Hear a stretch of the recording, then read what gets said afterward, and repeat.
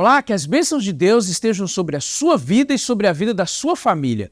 Seja bem-vindo a mais uma série de estudo da Bíblia através do Guia da Lição da Escola Sabatina. Nesse trimestre, vamos estudar o livro de Efésios. E nessa primeira semana, nós temos a alegria de ter conosco alguns convidados especiais. Continue conosco e que Deus te abençoe.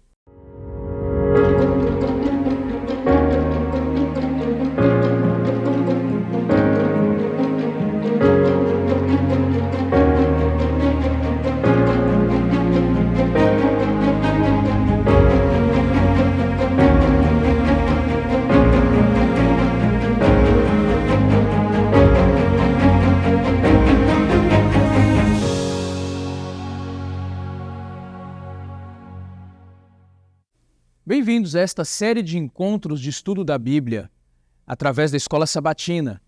Neste trimestre, nós estamos estudando o livro de Efésios. O nosso guia de estudos para essa temática foi preparada pelo professor Dr. John McVeigh. E nós vamos ter a oportunidade de juntos caminharmos nessa jornada de descobertas através das experiências de Paulo com os irmãos em Éfeso. Nós temos conosco aqui alguns convidados para participarmos desse primeiro momento. Eu vou dar oportunidade para que eles se apresentem. Olá, pastor. A você que nos assiste também, os nossos cumprimentos. Nós desejamos que a graça e a paz de Cristo seja com todos. Estamos falando aqui do Salte da Fahama. Eu sou o pastor Carlos e é uma alegria estar com vocês. É uma alegria também poder participar com os colegas neste momento.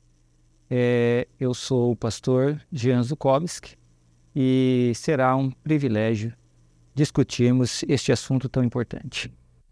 Obrigado, pastor Carlos. Obrigado, pastor Jean, por estarem conosco nesse momento. E para iniciarmos então o estudo, abrirmos a Bíblia, eu gostaria de convidar o pastor Jean para que nos conduzisse numa oração. Vamos orar. Nosso Deus e Pai, suplicamos neste momento que o Seu Santo Espírito nos ilumine e que tudo que possa ser discutido aqui sobre a Tua Palavra possa produzir crescimento na graça e no conhecimento de Cristo na vida de cada um, em nome de Jesus. Amém. O verso para memorizar nessa semana está no capítulo 1, no verso 9 e 10. E diz o seguinte: Ele nos revelou o mistério da sua vontade, segundo o seu propósito, que Ele apresentou em Cristo, de fazer convergir nele, na dispensação da plenitude dos tempos, todas as coisas, tanto as do céu como as da terra. Interessante que Paulo tem uma preocupação, uma temática bem definida ao preparar este material, essa carta que foi enviada aos irmãos em Éfeso. Pastor Carlos Flávio, qual a preocupação principal que Paulo tem com os cristãos em Éfeso ao preparar esse material que chegou até nós hoje e é parte da Escritura Sagrada? Muito bem, pastor. Quando a gente dá uma folheada na Epístola de Paulo aos Efésios, a gente percebe em vários pontos da carta a preocupação de Paulo com a situação dos Efésios, com a condição dos irmãos em Éfeso. A gente pode notar aqui, por exemplo, vamos aqui no capítulo 3, no verso 13. Aqui diz assim: Portanto, vos peço que não desfaleçais nas minhas tribulações por vós, pois nisso está a vossa glória. Veja a preocupação de Paulo, pastor, com os crentes em Éfeso, porque nos parece, pelas palavras de Paulo, que os crentes ali passavam por um momento de dificuldade em função da situação do apóstolo, que estava preso ali em Roma, e dificuldades também por conta de perseguições. Nós vamos ver logo em seguida, nos próximos dias da semana, que Éfeso era uma cidade complexa. E toda cidade complexa, ela traz complexidades para o exercício da fé naqueles contextos. E Paulo nos parece aqui que está preocupado com a situação deles, então, principalmente em relação a essas duas situações. Como eles estavam, que leitura eles estavam fazendo, como eles estavam reagindo ao fato de o apóstolo estar preso. O grande baluarte da fé, o grande líder que consolidou de forma tremenda, nós vamos ver em seguida, a congregação antes embrionária que foi iniciada ali. E segundo, as próprias perseguições, as próprias pressões que eles passavam ali na cidade de Éfeso. Então, a carta de Paulo aos Efésios mostra a preocupação de alguém que se considera o pai na fé, o líder espiritual daquela igreja, em confortá-los com relação à própria situação do líder, que agora está preso, e ao mesmo tempo em animá-los e relembrá-los da importância de permanecer fiel a Cristo e permanecer juntos, unidos como a igreja de Deus. Muito bem, pastor. Esse aspecto do permanecer unidos é um aspecto importante que aparece em diferentes momentos da carta. E pensando nessa expressão, nessa fala, como parte da preocupação de Paulo manter essa unidade, me vem à mente, pastor Jean, o fato de que Éfeso é um lugar onde Paulo esteve por um tempo significativo, trabalhando com os crentes ali. Fala um pouquinho para nós sobre a importância desse tempo em que Paulo esteve ali, do ministério que ele desenvolveu, e por que ele dedicou um tempo tão longo naquele lugar. A Bíblia apresenta que Paulo teve 3 momentos ligados à cidade e às pessoas em Éfeso. Na sua primeira viagem foi um momento bem curto, mas na segunda viagem Paulo passa ali aproximadamente 3 anos. É um evangelismo realmente intenso. É alguém que está solidificando essa igreja, estruturando, e nós vemos aqui algo interessante. Não são muitos os lugares que Paulo passou tanto tempo assim. Ele dedica realmente um tempo significativo para dar estrutura a essa cidade que era considerada a capital da Ásia Menor ali naquele momento. No terceiro momento, ele não vai a Éfeso, mas é significativo, ele está na sua viagem de volta, indo a Jerusalém, e agora ele convida os líderes da igreja para estarem com ele dá ali uma última mensagem. Paulo realmente constrói uma obra sólida, um exemplo de evangelismo para cada um de nós. Solidificar, realmente pregar, estruturar e organizar a igreja. E isso se reflete na própria carta. A carta aos Coríntios, ele tem várias admoestações de problemas. Aqui em Éfeso, não, é mais um encorajamento, algo assim, olha, mantém firme, olha, não se esqueça, eu sei da fé de vocês, permaneçam. Parece um grupo que realmente foi bem instruído, bem solidificado por esse trabalho evangelístico de Paulo. Muito interessante, pastor, essa percepção, especialmente quando o senhor mencionou que nós poderíamos tomar essa experiência de Paulo em Éfeso e o tempo que ele dedicou a essa igreja antes, durante o tempo que esteve ali e depois como uma espécie de um modelo, de um protótipo do que seria a nossa preocupação com o nosso evangelismo, com o nosso processo de discipulado. Isso é significativo. Existe algo como historiador que às vezes nós não prestamos atenção, né? Nós temos na Igreja Adventista o costume de 4 anos como um tempo para se ordenar um pastor aspirante. E quando se olha no começo da igreja, esse costume se percebe pelo seguinte: as pessoas queriam pregar naquele afã no início. E aí a liderança dos pioneiros dizia assim, bom, eu vou te dar um território. Se daqui 4 anos você tiver uma igreja sólida, bem edificada, bem estruturada, te dou a credencial e ordenamos você como ministro. Interessante. Então a marca de sucesso é de fato a igreja ter ficado solidificada ali. E Paulo de fato realizou isso em Éfeso e ficou como um modelo para todos nós. Agora, pastor Carlos, há um episódio interessante aqui que acontece em Éfeso, que está relatado lá em Atos 19, que envolve ali algumas pessoas que tiveram contato com a mensagem pregada, a mensagem apresentada por Paulo e por demais cristãos que continuaram o trabalho de Paulo ali. Que episódio é esse realmente? Conta um pouquinho para a gente, como que a Bíblia descreve isso? Nos parece, e você que está nos assistindo, Se você abrir a sua Bíblia em Atos, capítulo 19, você vai ver que há um contraste aqui, né? Na verdade, a gente chama de um episódio, mas ele se desdobra em 2 eventos. Há um ponto aqui muito interessante para se estudar e tirar lições para a nossa vida espiritual. Abre aí comigo, Atos 19, aqui no verso 13. Verso 13 diz assim: E alguns judeus, exorcistas ambulantes, tentaram invocar o nome do Senhor Jesus sobre possessos de espíritos malignos, dizendo: Esconjuro-vos por Jesus, a quem Paulo prega. Qual foi a ideia desses homens aqui? Nós percebemos aqui que eram homens judeus que estão usando o nome de Cristo, então aparentemente aceitaram a Cristo, mas não são realmente convertidos.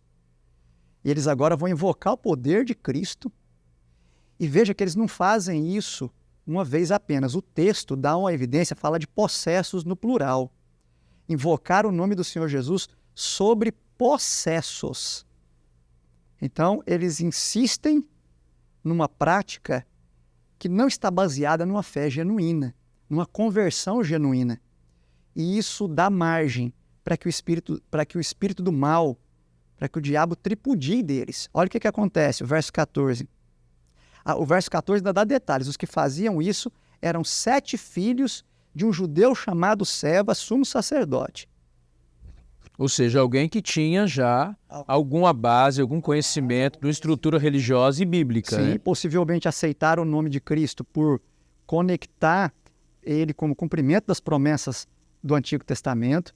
Mas, meus amigos, o mero conhecimento intelectual, ele não é suficiente. O mero assentimento intelectual não pode ser comparado à fé genuína. A fé genuína inclui o assentimento intelectual, mas não é só isso.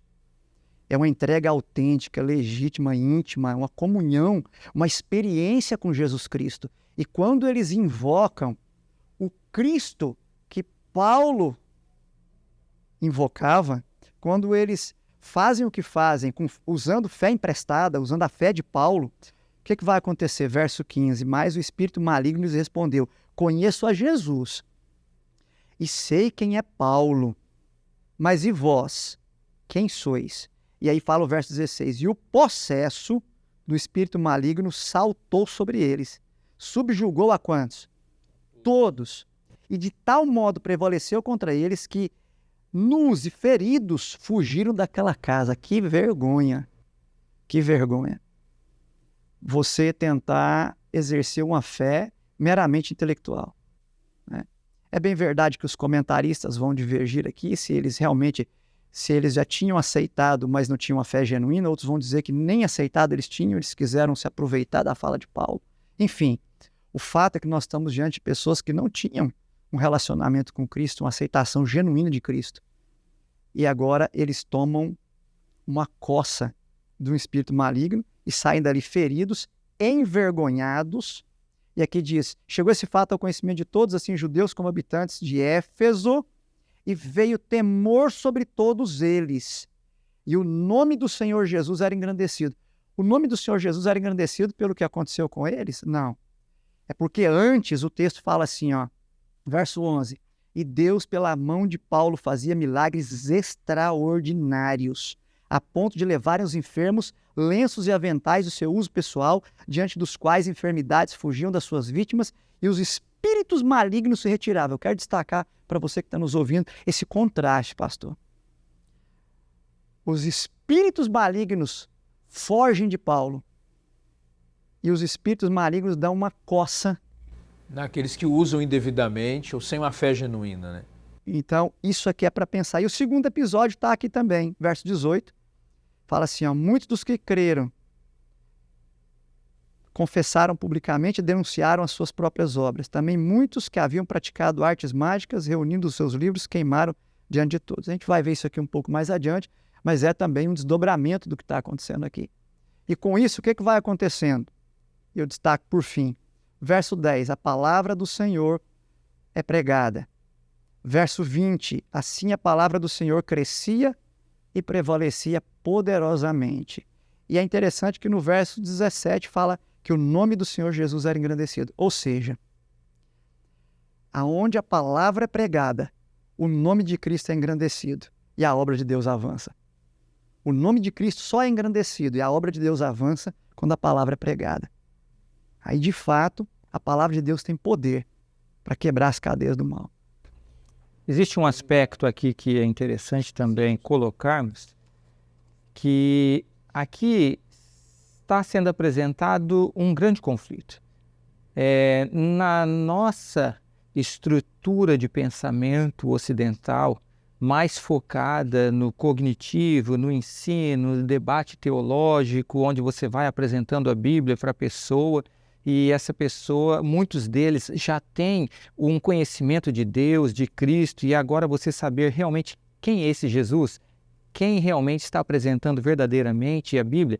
Aqui não, é um contraste, é um grupo pagão que não tem nenhum conhecimento de Cristo e um grupo que está apresentando um Messias. E não é qualquer Messias, não é qualquer mestre, não é qualquer líder. É o Salvador do mundo. E aqui é essa briga de poderes. O grupo animista pagão da época, a relação deles é uma relação com os espíritos, poder, magia, todo esse contexto. E agora vem Paulo pregando a palavra, sem nada desse misticismo, trazendo fé, que fé envolve você crer, e não era uma fé apenas intelectual, como o pastor Carlos disse, não, era algo vivo, e faz estes milagres. E o resultado é, aqueles agora que olham para isso dizem, bom, esse lado aí tem mais poder do que aqui. E aí eles passam a crer nessa palavra, e a crença é tão forte que o texto apresenta aqui que eles jogam tudo fora. Sim.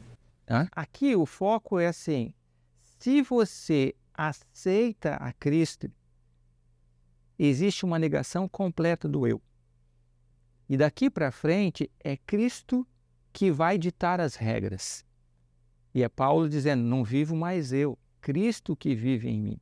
Então não tem como você dizer que adora a Deus e permanecer com qualquer coisa contrária à palavra de Deus ou com a sua própria estrutura de pensamento, aquilo que você acha que é certo. E hoje tem um mal muito grande.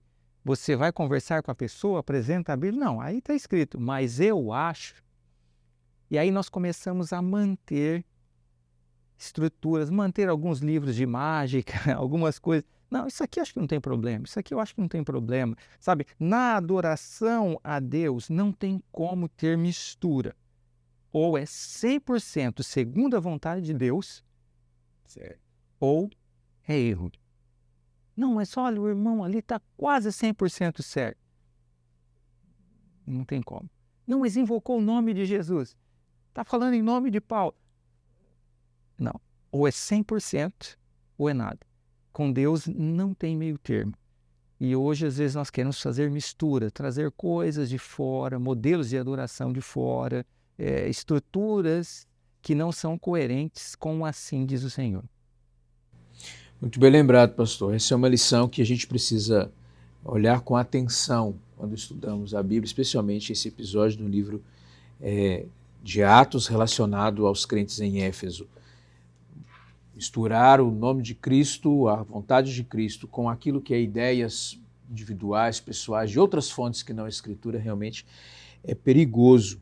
A adoração a Jesus Cristo, ela tem um modo, uma forma, e ela tem um propósito que tem que ser exclusivo, né? Como ele tem apresentado aqui. Bem, nós estamos já numa parte bem adiantada do estudo da lição dessa semana. Nós vamos fazer uma pequena pausa agora, mas fiquem conosco. Nós estaremos de volta daqui a pouco para continuarmos esse tema empolgante.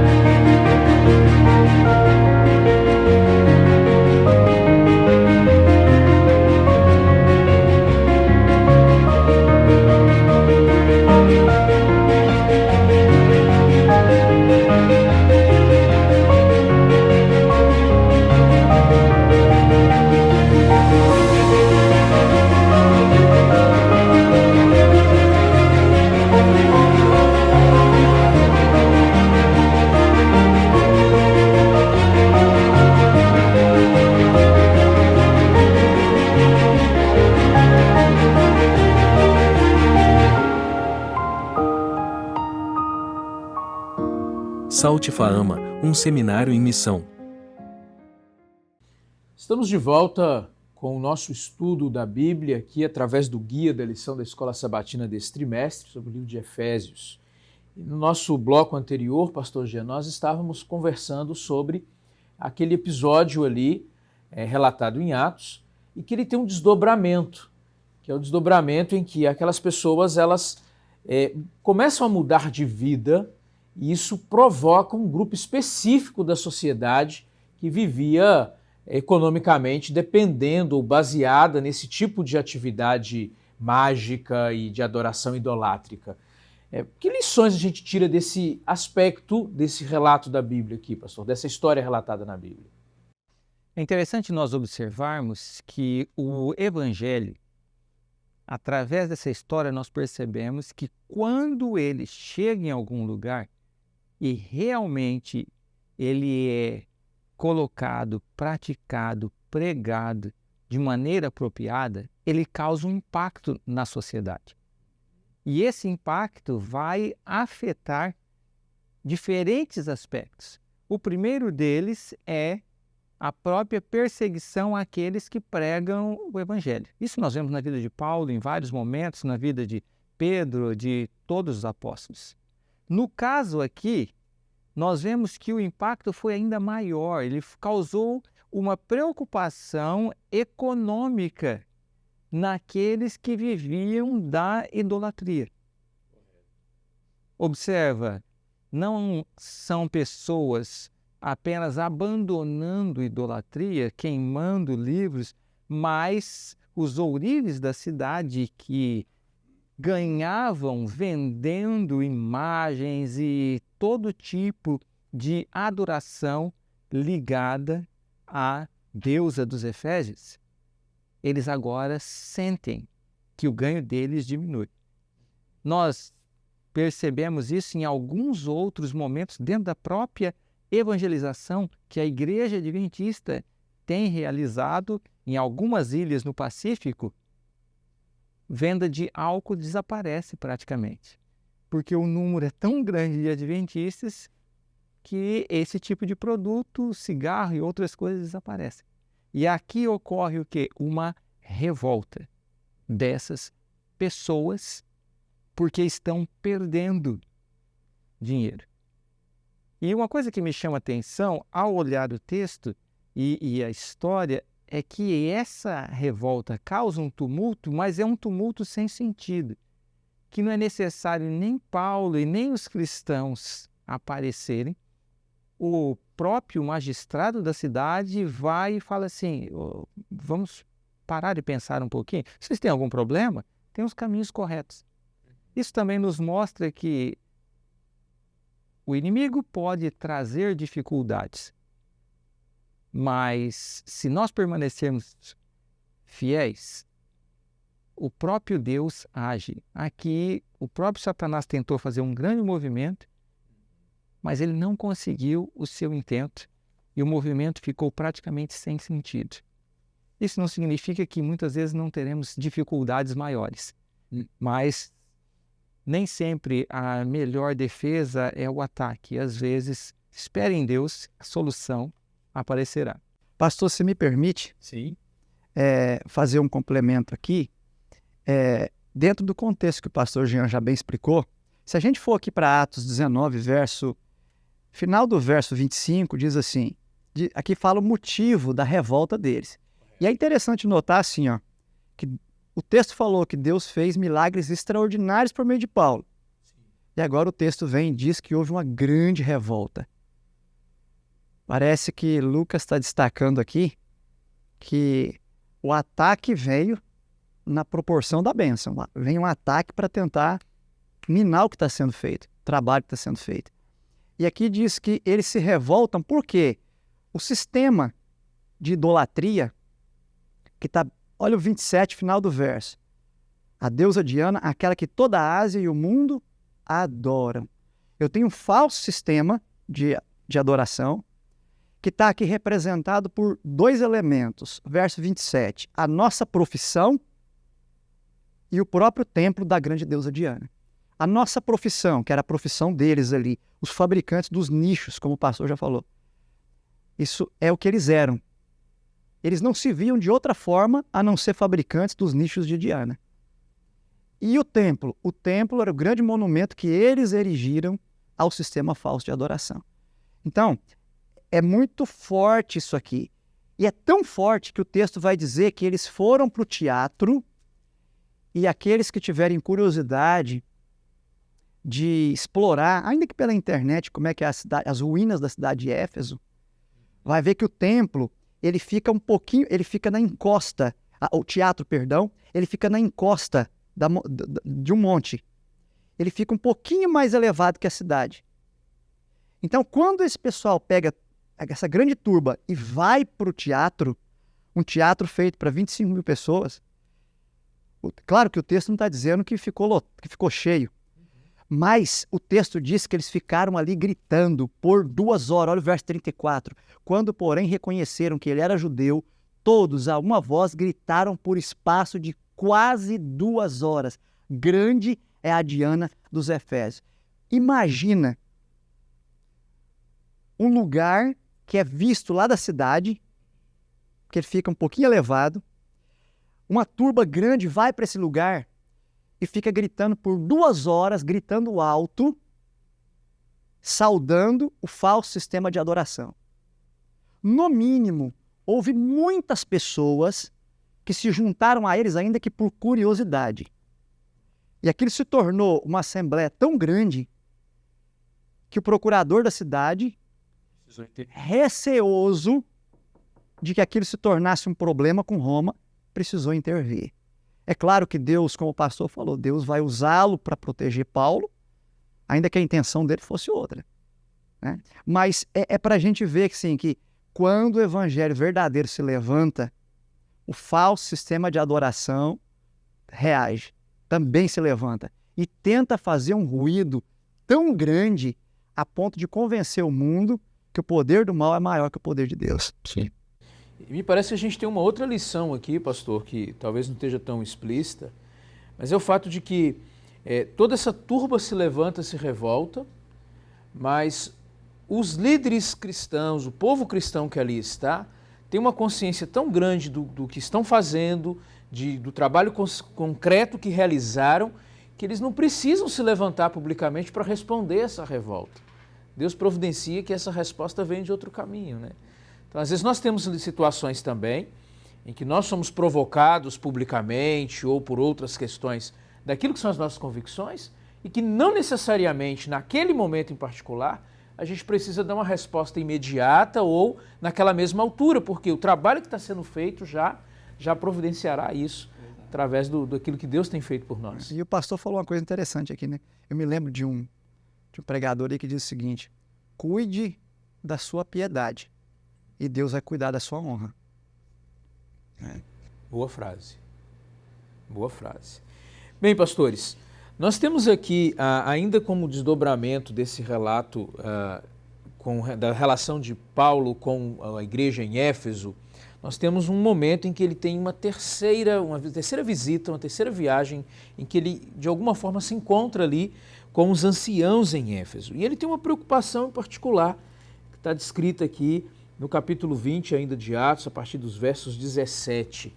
Que preocupação específica, pastor Carlos, ele tem aqui e que lições a gente tira dessa preocupação de Paulo nesse diálogo com os anciãos ali? Pastor, esse texto é tão rico que a gente poderia mapear aqui pelo menos 7 preocupações de Paulo. O tempo não nos permite explorá-las. Eu quero destacar então pelo menos 3 que está aqui no verso 28. E tomo a liberdade de convidar você que está nos assistindo aí para ler comigo o verso 28. Eu estou em Atos ainda, capítulo 20, verso 28. Primeiro conselho de Paulo para os líderes da igreja de Éfeso: atendei por vós e por todo o rebanho. Todo o rebanho. Aqui eu encontro pelo menos 2 características, 2 lições preciosas, pastor. Você quer cuidar direito, ele está falando com líderes. Então, se você quer cuidar bem do rebanho, atenda por você primeiro. Você precisa ter uma conduta ilibada, íntegra, para que você tenha condições, então, de atender o rebanho. Então ele fala, atendei por vós e, em seguida, pelo rebanho. Segunda lição que eu vejo aqui. Aqui Paulo está usando uma metáfora. A igreja aqui, o povo de Deus, é rebanho. O paradigma que deve nos nortear como líderes da igreja é o paradigma do rebanho, do pastor e da ovelha. A igreja não é uma empresa. A igreja não é um negócio. A igreja é um rebanho. E a ovelha precisa de pastor e pastor precisa cuidar dela como ovelha. Essa é uma lição preciosa. Segunda lição, ele fala assim, ó, sobre o qual o Espírito Santo vos constituiu bispos. Bispo aqui, o líder. Antes aqui ele falou de episcopos, presbíteros. Né? Quem é esse líder? Esse líder foi constituído pelo Espírito Santo. É muito importante para o líder da igreja entender que quem colocou ele na função e na posição que ele está foi ninguém menos do que o Espírito de Deus. E o líder que tem essa consciência, ele não depende de aplauso e não se desencoraja com as críticas. Então eu vejo aqui uma segunda lição. E a terceira eu vejo aqui, ó, para pastoreardes a igreja de Deus, a qual ele comprou com seu próprio sangue. Esse genitivo aqui, ele é muito forte, né? A igreja pertence a quem, pastor? A Deus. E ele comprou com o próprio sangue. É muito importante que o líder entenda que nós, como pastores, nós, como líderes de igreja, não cuidamos do que é nosso. Nós cuidamos do alheio, a gente cuida do que é de Deus. E comprado com o preço do sangue dele. Eu poderia destacar, pastor, outras lições, mas eu acho que essas são lições profundas. E fica um alerta aqui. Paulo fala de 2 problemas que a igreja de Éfeso ia enfrentar. Primeiro está no verso 29. Eu sei que depois da minha partida, entre vós penetrarão lobos vorazes. Se for para Mateus, Jesus chamou de lobos quem? Os falsos mestres. Agora, detalhe aqui. Aonde esses lobos estão? Dentro ou fora? Eles estão fora. Porque fala que eles vão o quê? Penetrar. Então, Paulo está falando com os líderes de Éfeso assim, toma cuidado com os falsos mestres que vêm de onde? De fora.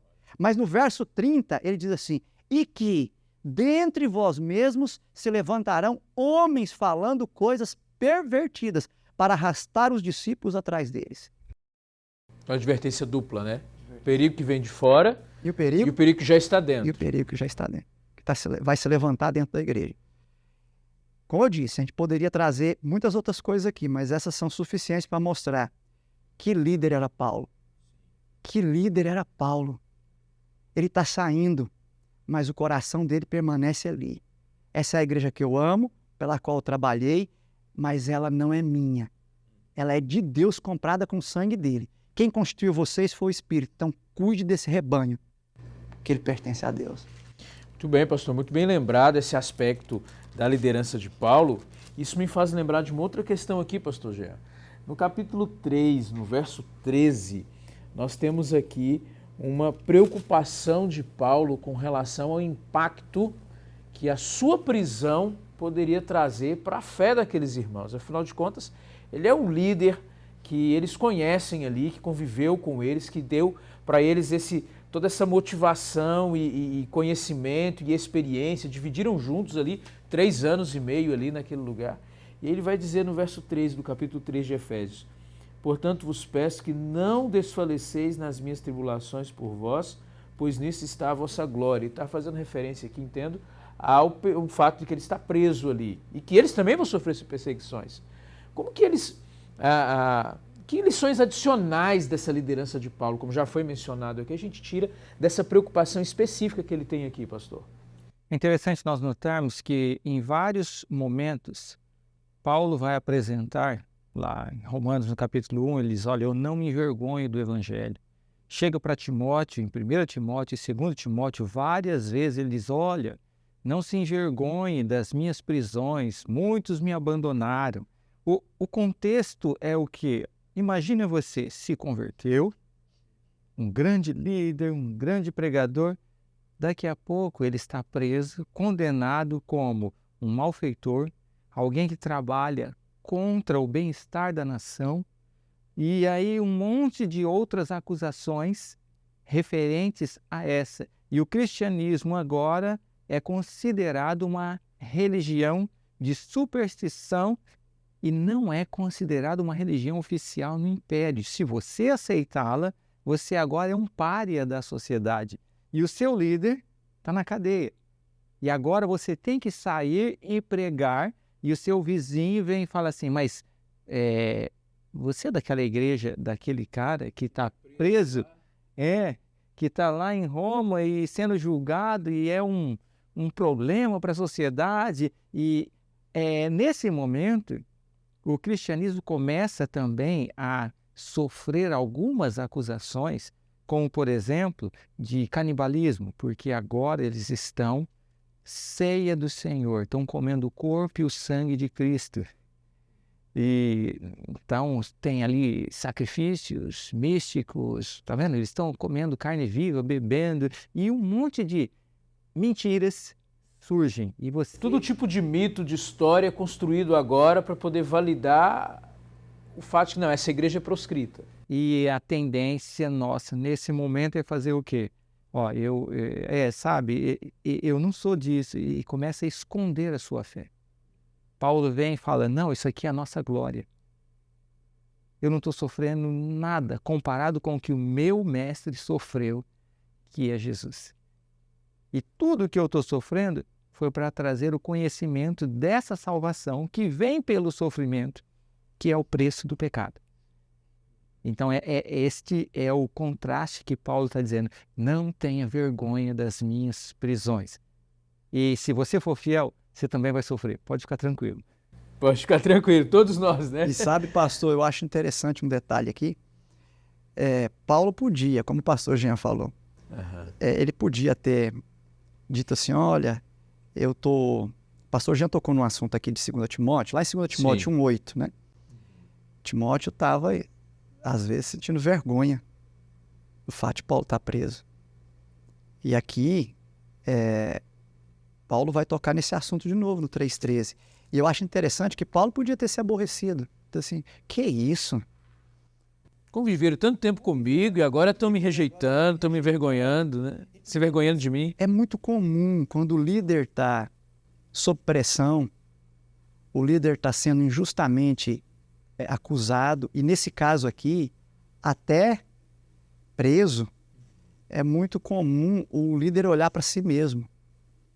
Mas Paulo aqui, ele olha com amor para eles, e o verbo usado aqui no 3,13 indica isso. Portanto, peço-vos que não vos desfaleçais. O verbo encaqueu, ou seja, tornar-se desencorajado, desistir, desanimar de um objetivo legítimo. Paulo está dizendo assim, gente, não desanima. Não deixa as minhas cadeias, não deixa a minha situação desanimar vocês. Vocês são propriedade de Deus, vocês foram selados com o Espírito Santo da promessa. Não deixa as minhas provações desanimar vocês na fé. Que coisa linda isso, quando o líder é capaz de olhar para além das suas próprias dificuldades para encorajar. Quem estava preso era Paulo, mas quem está sendo encorajado é a igreja de Éfeso. Isso é um exemplo para nós líderes, de que mesmo sob circunstâncias muito difíceis, a gente olhar para além da gente mesmo e nos preocupar com aqueles a quem Deus nos constituiu líderes. Né? É algo que me impressiona muito. A fé, o amor de Paulo pela congregação de Éfeso. Não é sem motivo, pastor, que Paulo tem sido considerado por muitos especialistas cristãos em liderança como um líder modelo, né? E ele é um líder modelo porque, como ele mesmo mencionou, ele decidiu seguir um modelo de alguém, né? Que no caso é Cristo. E Cristo é uma tônica muito importante que Paulo dá em toda a carta aos Efésios. A gente percebe uma preocupação de Paulo em enfatizar o papel de Cristo, a relação dele com a sua igreja. Essa é uma temática que está bem marcada aqui, não é mesmo, pastor Jean? Paulo, ele, em Efésios, tem, como podemos dizer assim, um tratado teológico maravilhoso apresentando como a divindade trabalha para a salvação. E a pessoa central da divindade é Cristo, porque foi ela que se manifestou em carne para apresentar quem é Deus. E esse Cristo que se apresentou ao sair do mundo e interceder pelos seres humanos no santuário celestial, deixa o Espírito. Então, este tema, o tempo inteiro está sendo colocado. Deus, o grande arquiteto do plano da salvação, aquele mistério, Paulo vai falar várias vezes aqui do mistério que estava oculto, agora se apresentou na pessoa de Cristo. E Cristo agora paga o preço do pecado que já tinha sido prometido. Então, tudo aquilo que eram promessas de Deus no Antigo Testamento se cumprem na vida de Cristo, o ministério de Cristo na terra e o ministério de Cristo no céu. E agora o homem pode ser reconciliado com esse Deus através dele, Cristo, pelo trabalho do Espírito Santo com os homens.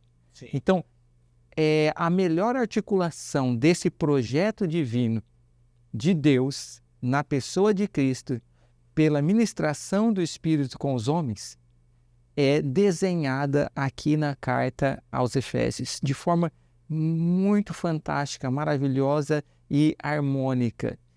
E se você pega Efésios capítulo 1, por exemplo, ele vai fazendo isso. Olha como que é interessante. Às vezes nós não prestamos atenção. Ele começa no versículo 3.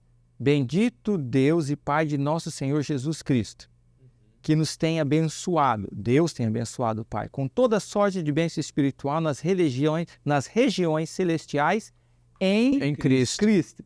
Então, o tempo inteiro ele vai fazendo, assim como nos escolheu. Quem escolheu? O Pai, nele, em Cristo, antes da fundação do mundo, para sermos santos e irrepreensíveis perante Ele, em amor.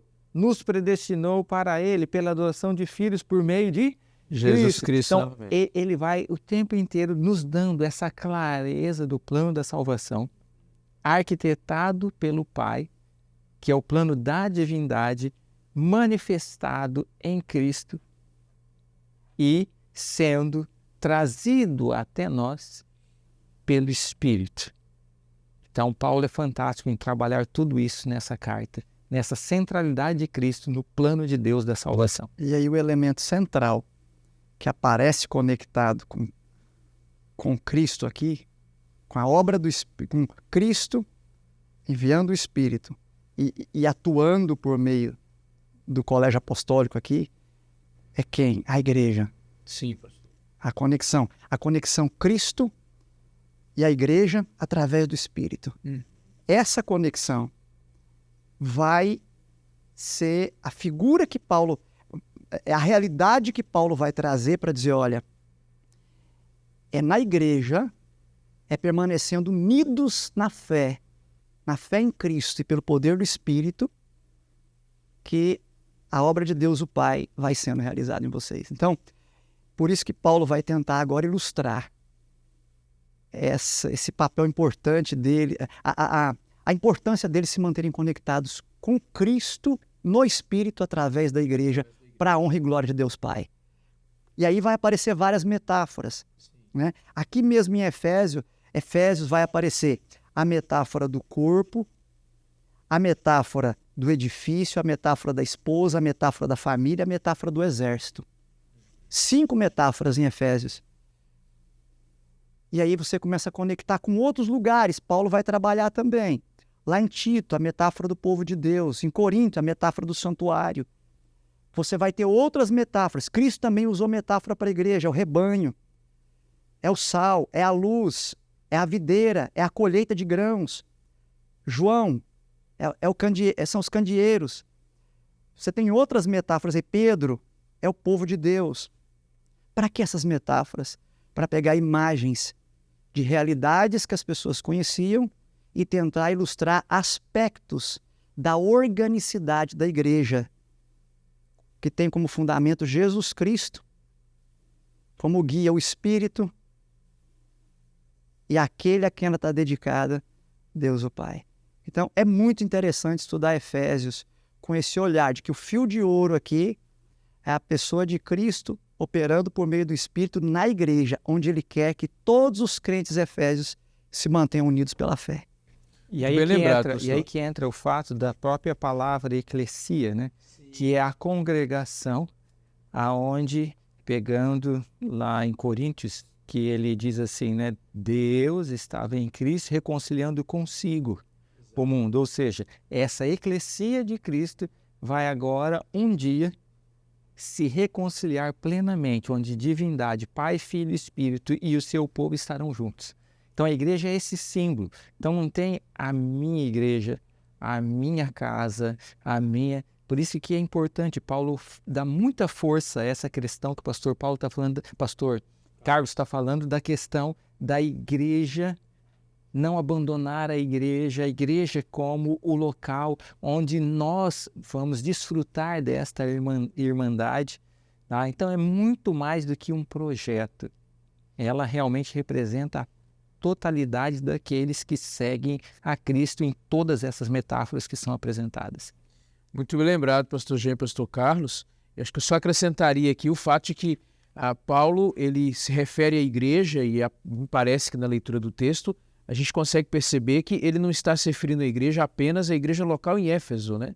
Mas a preocupação de Paulo, embora esteja escrevendo para os cristãos em Éfeso, é mostrar como a igreja de Cristo é uma unidade não só naquele lugar, mas em todos os lugares onde está, em todas as épocas, né?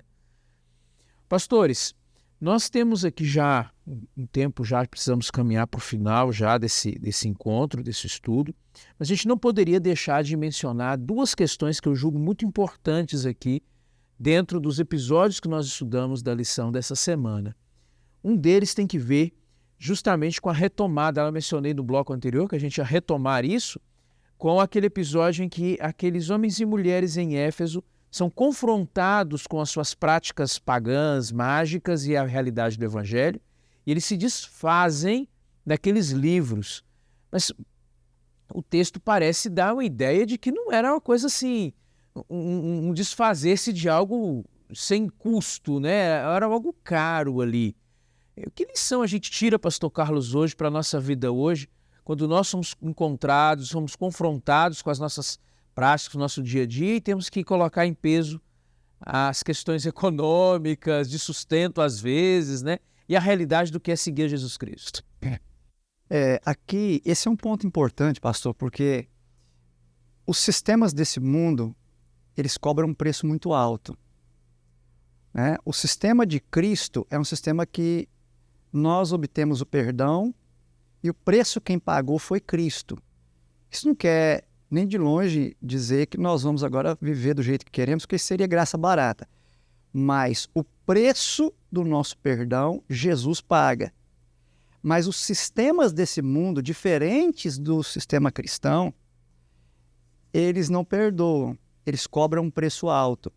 E as práticas de magia do tempo de Paulo, elas cobravam um preço muito alto.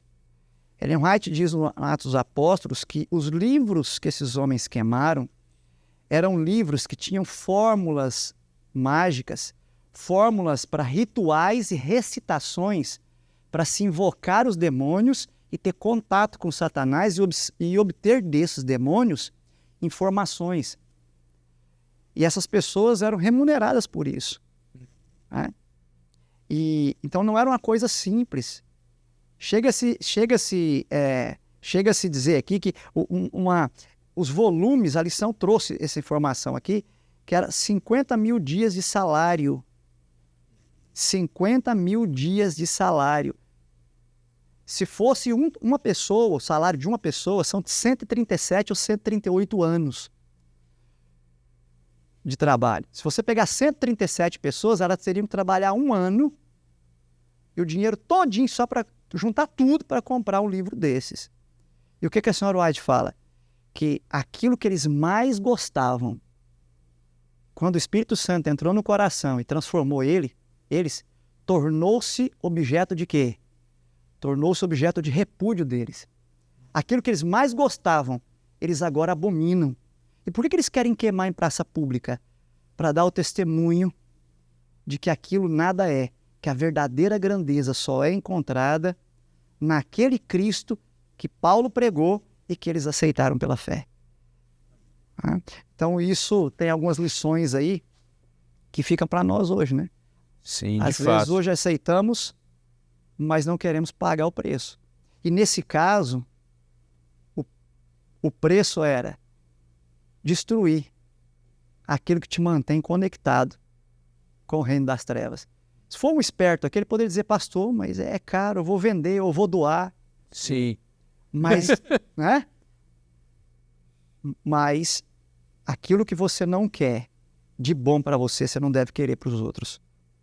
Você me fez lembrar, pastor, aqui de um episódio, o tempo não vai permitir a gente partilhar mais rapidamente. Eu era adolescente e havia um senhor no bairro onde eu morava que tinha um comércio de bebidas alcoólicas, etc. O filho dele se converteu e ele começou a fazer estudos bíblicos. E um dia eu descendo a rua, encontrei aquele senhor atravessando e jogando engradados e engradados de produtos caros, de bebidas caras, num valão, num precipício lá, né, do outro lado. E me lembro que eu perguntei para ele, seu fulano, mas o senhor está se desfazendo do bar e tal? E ele disse, sim, eu vou agora para a igreja que você frequenta, que o meu filho está frequentando. O filho dele era meu amigo, né? E na época eu achei muito interessante, né? Porque outra pessoa que estaria num outro processo talvez pensasse em recuperar o valor econômico perdido por aquele. Ele não, a conversão o atingiu de uma maneira semelhante à dos Efésios aqui, né? Ele se desfez daquilo na intenção de que, eu lembro que ele disse, não serve para mim, não serve para mais ninguém, né? Muito interessante.